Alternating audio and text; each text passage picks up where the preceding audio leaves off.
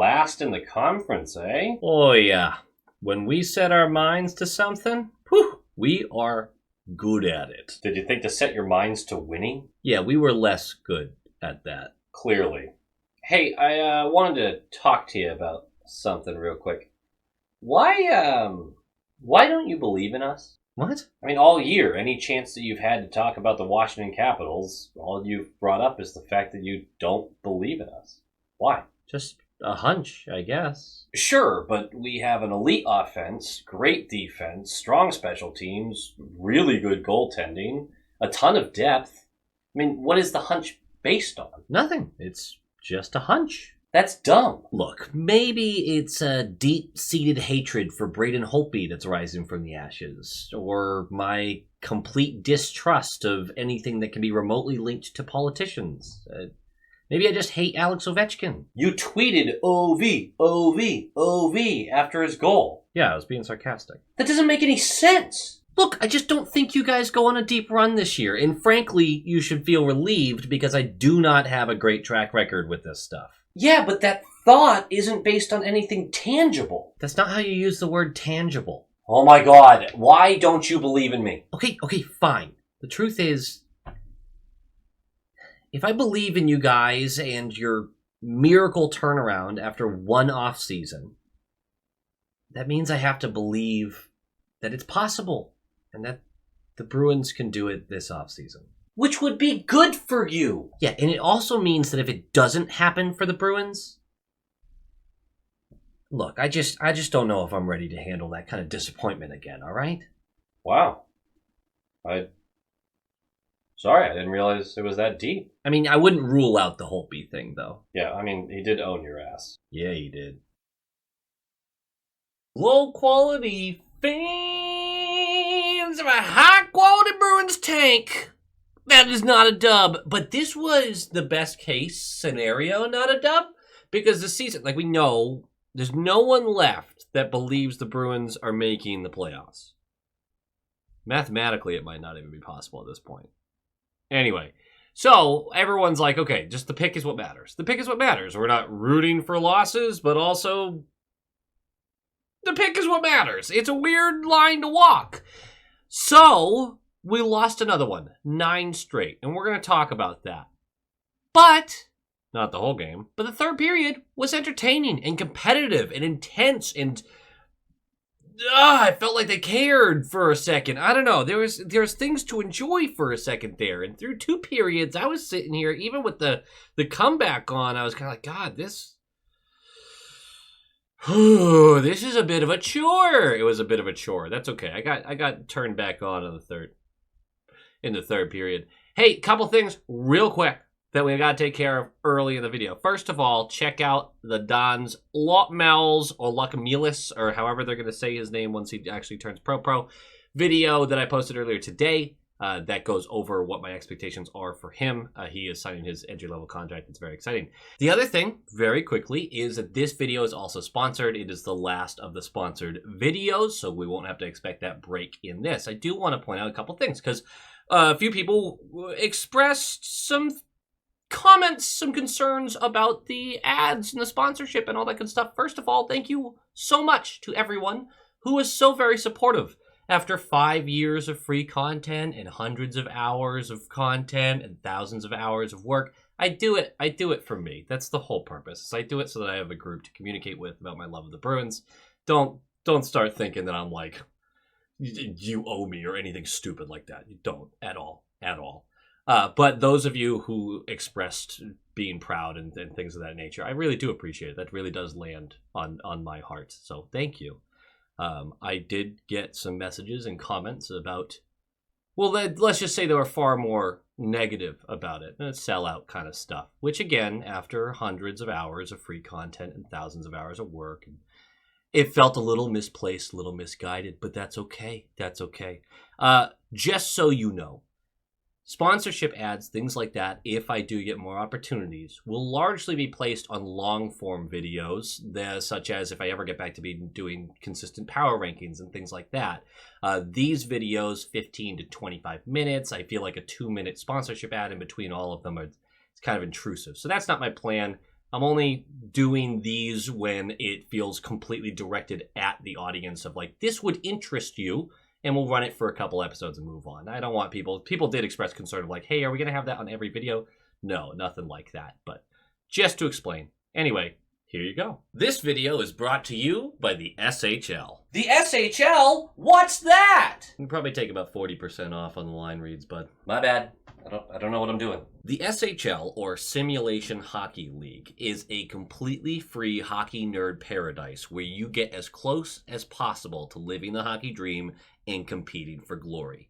Create a player that plays the way that you want. Upgrade their attributes, get drafted live on stream to one of 16 junior teams, and begin your push to get drafted by one of the 20, soon to be 24, they're about to expand, SHL organizations. Okay, but how does it work? Perfect. Yeah, good read. Thanks. It works like this. Follow the link below, create your totally free account, and begin to build your player. There are tons of different ways to earn in-game currency so that you can upgrade your player's talents and skills. That could be based off of your player contract. It could be predicting outcomes of games or awards correctly. It can even be earning currency by writing out your player's reactions to different scenarios. Okay, but I don't have time for this to take over my life. Dude, no one does. Which is why they even built an SHL index page. It allows you to keep up to date with game results, player performances, and you'll even have access to advanced analytics about performances in the league. I don't know, man. Sounds kind of complicated. You know, honestly, same. But after a few minutes of messing around on the site, it became very clear that it's so easy that even you can do it. The portal is wicked easy to use, but the biggest thing behind all of this is their massive community of hockey nerds that are ready to help you. Every player in the league has a real person behind them. Every organization has a real GM who is making decisions and actively running the team. They have an active Discord full of hockey nerds who are ready to answer any questions that you might have about it. They have frequent live streams simulating these games, some of which are even simulated with play-by-play announcers. They even have their own podcast specifically about this league. It's easy to use, it's totally free, and it's a huge hockey community. Dude, this actually sounds so sick. Yeah, it does. Do yourself a favor. Check it out. You won't be disappointed. Good stuff. Anyway, let's talk about a few things here. Firstly, the Washington Capitals. Third meeting of the year. Each team has won a game in regulation against each other, which was interesting to see. I kind of figured we would have gotten swept by the Caps, but that's just my assumption with every team we play now. Ryan Leonard, the Caps' next Tom Wilson, will play on the top line for his NHL debut for this one. Good for him. Hometown kid. Very exciting for him. I feel like I remember that was kind of a controversial pick in the top 10, and we kind of laughed at it, but it looks like this kid is going to be really, really great. So we'll see how that goes. The Capitals are obviously very good. Very, very good. They currently lead the league right now in the standings. They have the best offense in the league. They rank 6th in goals allowed per game, 15th ranked penalty kill, and 15th ranked power play, and 5th ranked penalty kill. It is a fairly bizarre season for them, and I agree with them not tinkering much during the trade deadline because something magical is happening in Washington here. They had a bunch of moving parts in the offseason, but the general consensus is we were only watching the Caps to see if Ovi broke the record, right? Like, they were just going to force feed Ovi every opportunity, every empty net opportunity, every power play opportunity, and try to see if he could break the record. Then all of their free agency ads, trades, everything hit perfectly. Pierre-Luc Dubois looks great. Everyone they brought in looks really good, is part of like a melting pot of chemistry on that team. Just a really, really great offseason for them that turned into a really great season.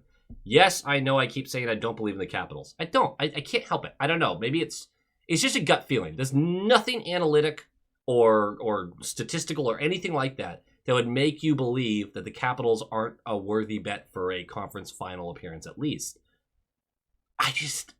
For some reason, I can't believe in them. So when they're hoisting the cup, feel free to like throw that in my face over and over again. I just can't. It's a gut feeling. Anyway, they have been excellent, and Ovi would be on pace for 50 goals this year if he wasn't injured for a good chunk of the year. And he still might break the record this year. Crazy. Just crazy. Good for them. The Bruins! Less good for us. We're going to roll out the lines as Geeky Zakapasa, Kepke Lintom Lauko, Kuznetsov, Middlestat, Letary, Veal, Beecher, Brown, Zadorov, Yogi-Haru, Lori Peak, Wotherspoon, Mitchell, and Swayman. So Liesel is scratched. And I have some real thoughts about that. But Ty Anderson tweeted out about it, and I think he perfectly encapsulates my feelings. He says, Liesel ranks second on shot attempts and third in individual high-danger chances since drawing in to the lineup. He's sitting in favor of 3 pending UFAs, 2 of whom cleared waivers yesterday, and an enforcer, Veal. Good roster management with what are essentially free NHL games with focus on 2025-2026. Yeah, it's a ridiculous notion to take Liesel out right now. It sends the wrong message to him, again, and it makes your team worse immediately.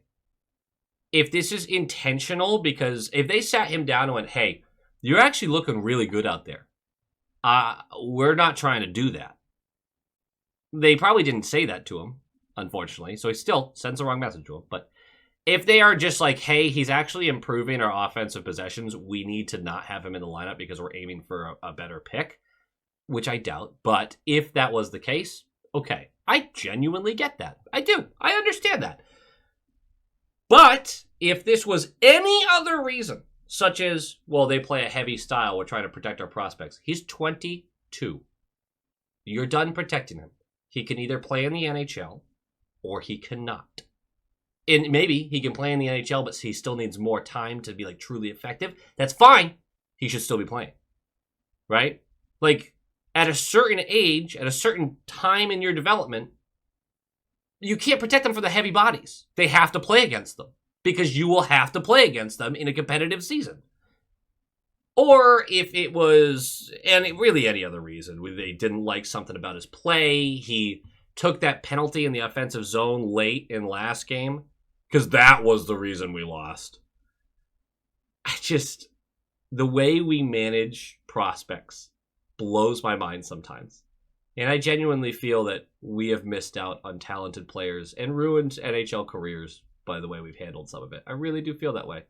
McAvoy and Hampus, of course, still out. I really hope they don't come back. Rest. Be ready for next year. Why bother? If Swayman wins this game, it'll be his 100th win. No.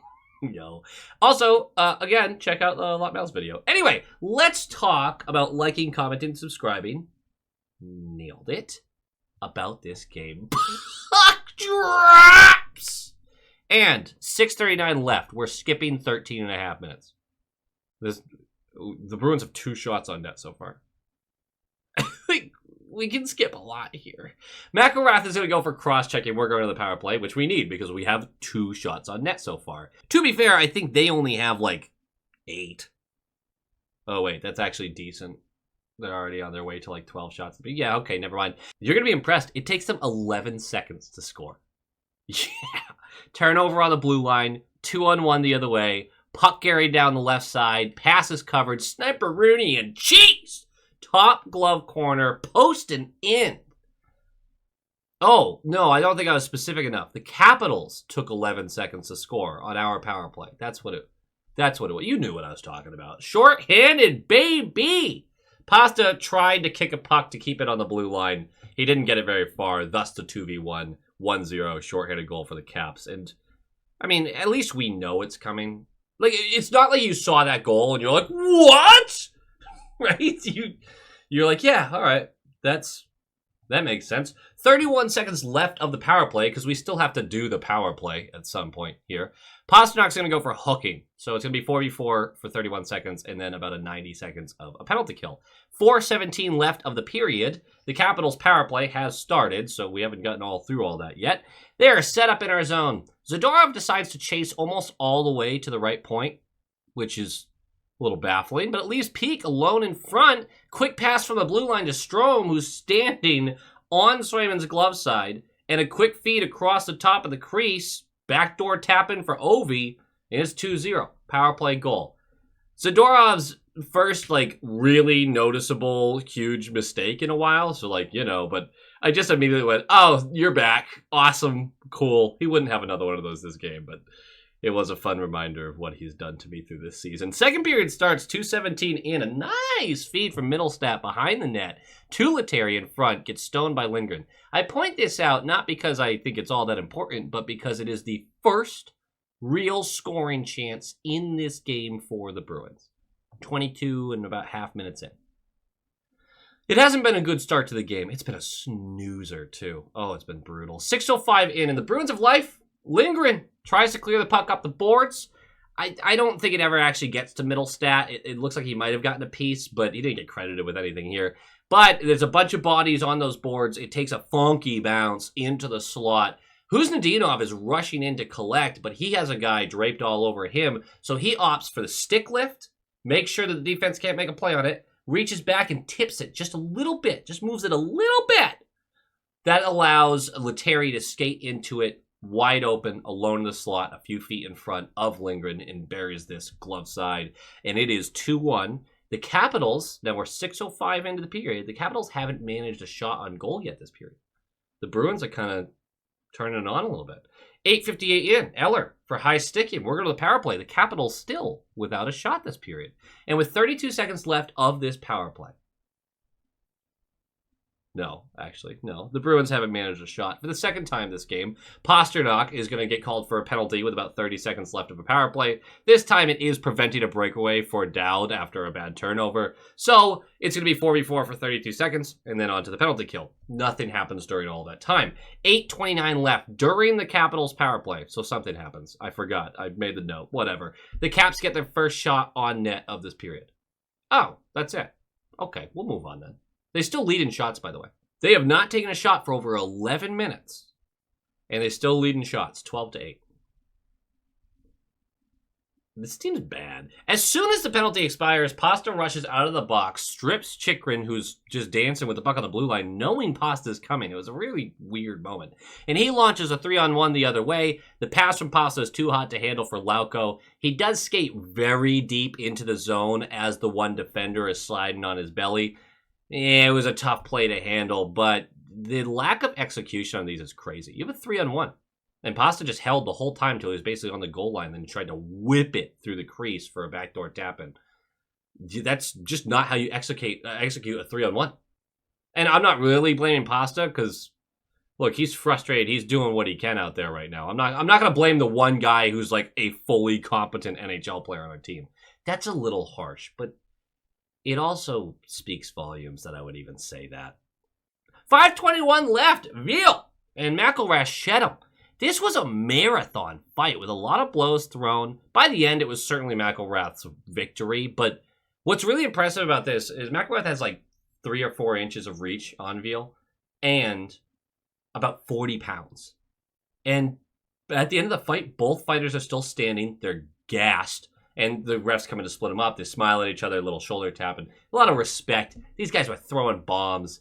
Just one of those fights that you go, God, I forget how tough these guys are sometimes. How unbelievable, like, specimens they are.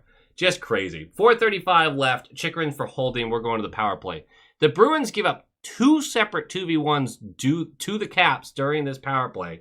Shorthanded attempts. Swayman comes up huge on both.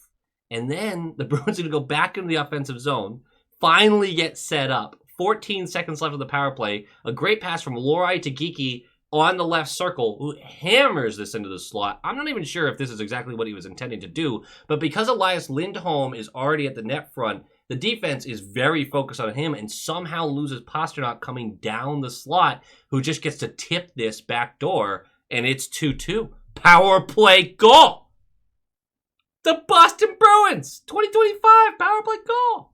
How about that? Third period starts, and it's an interesting period. It really is. I don't have a ton of notes about it, but there's a lot of back and forth. Not a ton of scoring chances exactly, but the intensity was ramping up throughout. And 5 minutes in, and this game really has picked up quite a bit. Lauko takes a hit to make a play and bumps the puck down the left wall to Koepke, who slams this to the slot where Elias Lindholm, all alone, directly in front of Lindgren, he doesn't really have any space to make the play happen. He just has to put the puck on net and hope for the best. The puck is put on net, but Lindgren slams the door shut. And then Tom Wilson buries Lindholm right after the shot was taken, and Lindholm has to gingerly skate back to the bench, but he doesn't go down the tunnel. I believe he would finish this game. 5:48 in, Carlson gets absolutely robbed by Swayman. And I think a lot of us had the same thought here, because it's a great pass to him. Backdoor, seems like a wide open net. Swayman comes in with a glove, gets it. And I think a lot of us went, okay, now is not when I really need you to show up, Swayman. Like, I needed you earlier in the season. I did. I needed you badly. Deeply. But I didn't get what I needed. You know? It's like being in a relationship with somebody who, when you're infatuated with them and you're just obsessed with them and it's just wearing you down more and more. It's just degrading how much you love this person, enjoy this person, feel this passion about this person. And it's just, for them, it's all about them. It's all about them. And they just don't acknowledge you. And then as soon as you start to break out of that trance and you start to go, okay, I can't do this anymore, then they're going to start showing a bunch of effort and wanting to keep you around. That actually got... I'm sorry I brought that up. I'm sure everybody kind of has someone in their head right now, and they're like, I didn't need that. Thanks, dude. Sorry about that. That's my bad. Well, Swayman's our person for that right now, because he was showing up in a big way late in this game. And I'm kind of like, look, I want to win the game, but I also want a top 5 pick. So, Swayman, chill, dude. Like, just chill a little bit. 9:23 left. A broken stick, because bad luck has been part of this season. It really has. How many times have you just been like, what is that? Well, a broken stick leads to Peak having to skate away from his position by just a few feet to grab a stick from a forward. While that's happening, a shot is taken from the top of the slot hard against the back wall as it misses wide. It bounces back up. Strome is there for just the tap-in because Swayman can't recover to get over that side in time.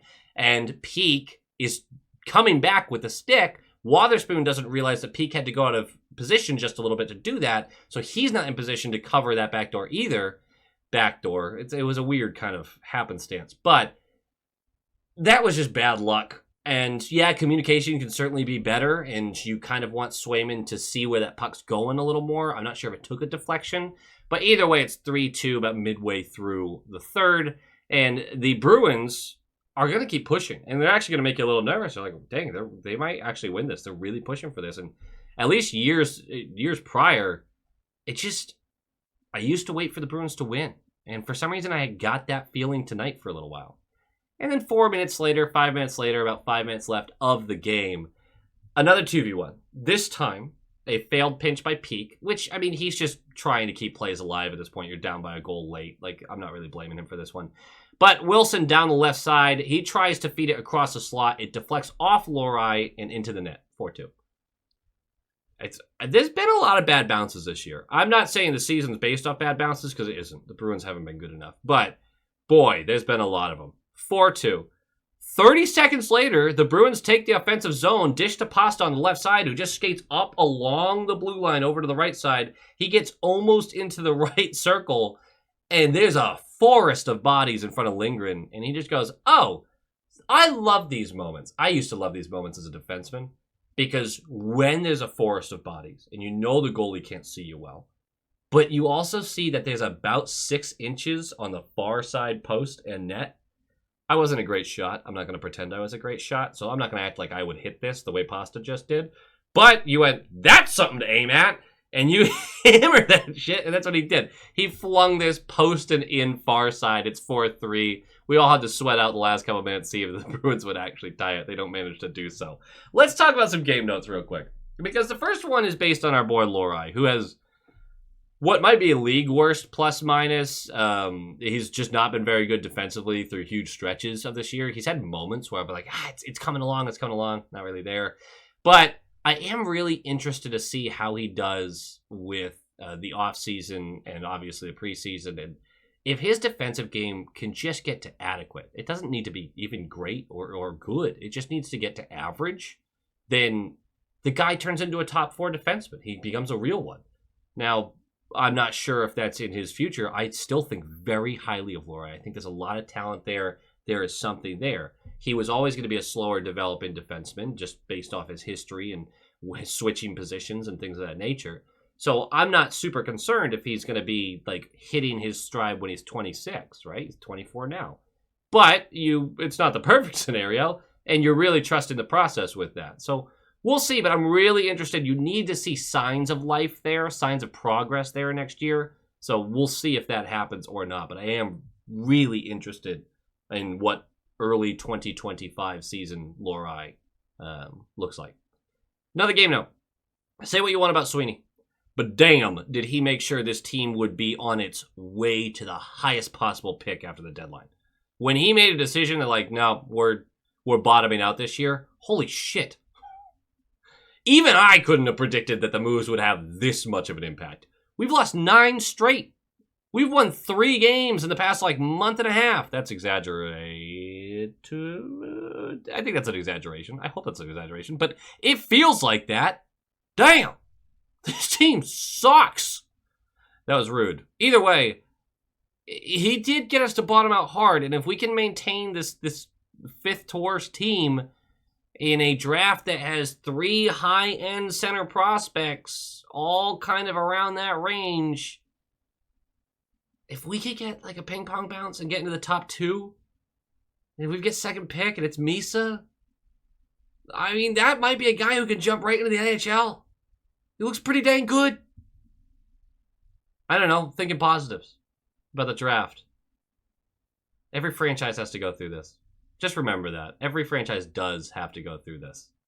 And we're just hoping that we're one of those franchises that does it in a year or 2 and comes right back, rather than Buffalo, who's ahead of us in the standings right now.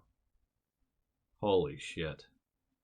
Go Bees. Go Bees! And of course, here at the end of the video, I love to give some shout outs to the fantastic high quality inspectors who help support the channel and keep this running. I super appreciate every single one of you, from the role player tier, the top line tier, and of course the all-star tier.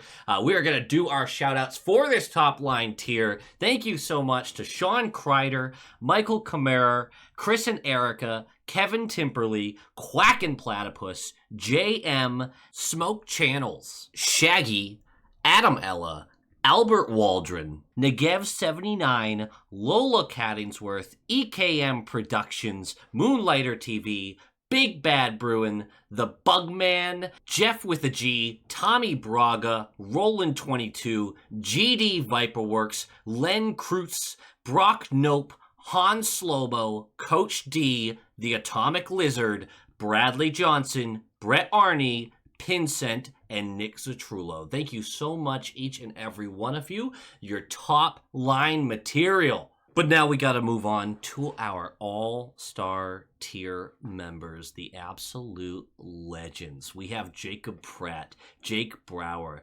Dampen, JG's 12, Mark S., Ann Hustis, Tim R., Lorenzo Wood, Penny Pasta, Levi Catalani, Boston Stringler, Bagel, Nightmare Eco, John Kirk, Joel, Stealthy Potato, Heil E. Coyote, Darren Woodbury, Abraxion, Wolf Warrior, Vinny, Adrian Winter, Tupton D. Tashi, Bruins Smash, D.A. Kingery, The Only Newts, A Tasty Snack, Dutes42, and Jeremy. Thank you all for all of the support and love that you are all giving. I appreciate each and every one of you. And as always, go Bees!